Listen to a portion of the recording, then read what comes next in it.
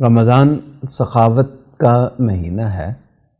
یہ سخاوت صرف پیسوں کی نہیں ہونی چاہیے، صرف دنیا کی چیزوں کی نہیں ہونی چاہیے، بلکہ انسانیت کی فائدے کی سب سے بڑی جو چیز ہے وہ تعلق میں اللہ ہے۔ اس مہینے میں یہ کوشش کریں کہ میں نے داعی بننا ہے، اللہ کی طرف بلانے والا بننا ہے، خلق خدا کو اللہ کی طرف راغب کرنے والا بننا ہے۔ سیدنا صدیق اکبر رضی اللہ تعالیٰ عنہ کے بارے میں رسول اللہ صلی اللہ علیہ وسلم کا مشہور ارشاد ہے، ہم ہر جمعے کو سنتے ہیں، ارحم امتی بامتی ابو بکر، کہ میری امت پر سب سے زیادہ جو ہستی مہربان ہے میری امت میں سے، یعنی رسول اللہ صلی اللہ علیہ وسلم کے بعد سب سے زیادہ جو رحیم انسان ہے، رحم کرنے والا انسان ہے، وہ ابو بکر۔ اب ابو بکر کا امت پہ کیا رحم ہے؟ کیا ابو بکر نے امت کو ملیں لگا کے دی تھی؟ کیا کوئی پلازے بنا کر دیے تھے؟ کیا کوئی جائیدادیں چھوڑ کر گئے تھے؟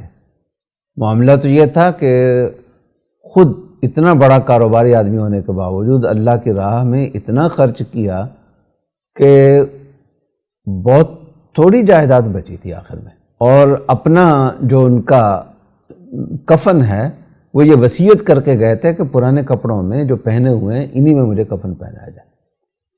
ابو بکر کی امت پر مہربانی یہ ہے کہ انہوں نے دین کو محفوظ کیا۔ تو سب سے بڑی سخاوت کسی تک دین پہنچانا ہے۔ تو جس طرح رمضان کے مہینے میں ہم دوسری سخاوتیں کرتے ہیں، اسی طریقے سے ہمیں اس مہینے کے اندر یہ والی سخاوت، یعنی دعوت الی اللہ والی سخاوت۔ حضرت علی مرتضیٰ رضی اللہ تعالیٰ عنہ کو رسول اللہ صلی اللہ علیہ وسلم نے بھیجا خیبر کا قلعہ فتح کرنے کے لیے۔ وہ قلعہ جو فتح ہو نہیں رہا تھا، اور جس کے بارے میں یہ پیشین گوئی تھی کہ آج ایسے شخص کو بھیجوں گا جو اللہ رسول سے محبت کرتا ہے اور اللہ رسول اس سے محبت کرتے ہیں، اور اس کے ہاتھوں پہ یہ قلعہ فتح ہوگا۔ تو آج کی فتح یقینی تھی۔ اس موقع پر رسول اللہ صلی اللہ علیہ وسلم نے حضرت علی کو فتح کے فضائل بیان کرنے کے بجائے جو جملہ ارشاد فرمایا، اس سے پتہ چلتا ہے کہ دین کی ترجیحات میں سر فہرست کون سی چیز ہے۔ حضرت علی رضی اللہ تعالیٰ سے فرمایا کہ علی، یہ ذہن میں رکھنا کہ قلعہ فتح ہو گیا، وہ اتنی مسلمانوں میں فراوانی آ جائے گی، یہ فائدہ ہو جائے گا، سلطنت بڑھ جائے گی، ہمارا اقتدار بڑھ جائے گا، یہ بعد کے چیزیں ہیں۔ لَأَن يَهْدِيَ اللَّهُ بِكَ رَجُلًا خَيْرٌ لَكَ مِنْ حُمُرِ النَّعَمِ۔ صرف ایک بندہ تمہارے ذریعے سے راہ ہدایت پر آ جائے، صرف ایک آدمی کو تمہاری وجہ سے سیدھا راستہ مل جائے تو تمہارے لیے سرخ اونٹوں سے بہتر ہے۔ سرخ اونٹ کیا ہوتے تھے؟ یہ عربوں کی سب سے قیمتی سواری ہوتی تھی۔ یوں کہہ لیجیے کہ تمہارے لیے BMW سے بہتر ہے، تمہارے لیے پجیرو سے بہتر ہے، تمہارے لیے فلاں جو قیمتی ترین گاڑیاں ہیں تمہارے لیے ان سے بہتر ہے۔ تو اللہ کی طرف خلق خدا کو بلانا، ایک بندے کو بھی اپنے رب سے جوڑ دیا، اور پتہ نہیں کون سی بات ہماری زبان سے نکلی ہو اور اس سے کوئی بندہ اپنے رب سے جڑ جائے۔ دنیا میں نہیں ہمیں پتہ ہوگا، لیکن جب قبر میں جائیں گے تو ہمیں اندازہ ہوگا۔ ایک جگہ گفتگو کرتے ہوئے میں نے یہ بات کی کہ میں بھی عہد کرتا ہوں، آپ بھی یہ عہد کریں۔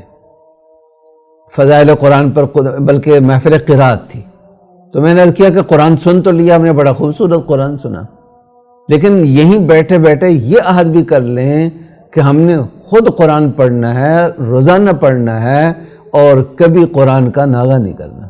کئی سال گزرنے کے بعد ایک نوجوان، میں ایک جگہ بیان کر کے نیچے اترا، ایک نوجوان ملا، میں فلاں یونیورسٹی میں پڑھتا ہوں، اس وقت بالکل ہی کم عمر تھا، آپ کی یہ گفتگو سنی، اس وقت سے لے کر آج تک کبھی میرا تلاوت قرآن کا ناغہ نہیں ہوا۔ تو کام کی بات، دین کی بات آدمی جب کرتا ہے، اللہ کی طرف بلاتا ہے، تو اس کے اثرات کہاں تک جاتے ہیں۔ ایک حدیث میں آتا ہے، رسول اللہ صلی اللہ علیہ وسلم نے ارشاد فرمایا کہ بعض اوقات انسان کوئی خیر کی بات کہتا ہے، اس کو نہیں اندازہ ہوتا کہ میں کتنی اعلیٰ کتنی اونچی بات کر رہا ہوں، اس کے خیال میں کوئی اس نے نیکی نہیں کی ہوتی.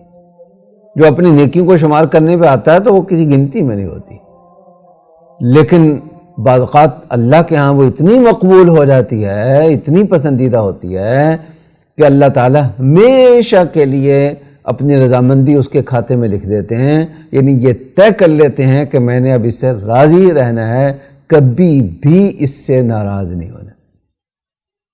یہ وہ مقام ہے جو اللہ نے صحابہ کو عطا فرمایا رضی اللہ عنہ ورضوا. اللہ کی دائمی رضامندی کسی کو مل جائے، یا یہ مقام جنت میں جا کر ملنا ہے. لیکن بعض اوقات دنیا میں انسان کی زبان سے کوئی کلمہ خیر ایسا نکل جاتا ہے، کوئی اچھی بات ایسی نکل جاتی ہے کہ حدیث کے لفظ یہ ہیں کہ اللہ تعالیٰ اپنی رضامندی ہمیشہ کے لیے اسی وقت لکھ دیتے ہیں، فیصلہ کر دیتے ہیں، پکی ہو جاتی ہے، کنفرم ہو جاتی ہے، اس کے نام اللہ کی رضامندی الاٹ ہو جاتی ہے، پھر وہ رضامندی چھنتی نہیں ہے. تو اس بابرکت مہینے میں اللہ کی طرف خلق خدا کو بلانا، اس کو بھی اپنے پروگرام میں شامل کریں، اور اس میں سب سے پہلے اپنے بیوی بچوں کو بلائیں، پیار سے، محبت سے. سحری پہ کٹھے بیٹھیں، افطاری پہ کٹھے بیٹھیں، باتوں باتوں میں، گپ شپ میں ایک آدھ جملہ کہہ دیں. ہو سکتا ہے کسی بچے، آپ کی کسی بیٹی، کسی بیٹے، آپ کی بیوی، کسی اور کے دل میں اتر جائے وہ بات. ایک مرتبہ کہیں گے، دو مرتبہ کہیں گے، پیار سے کہیں گے، محبت سے کہیں گے، تو کسی کے دل میں بھی اتر سکتی ہے.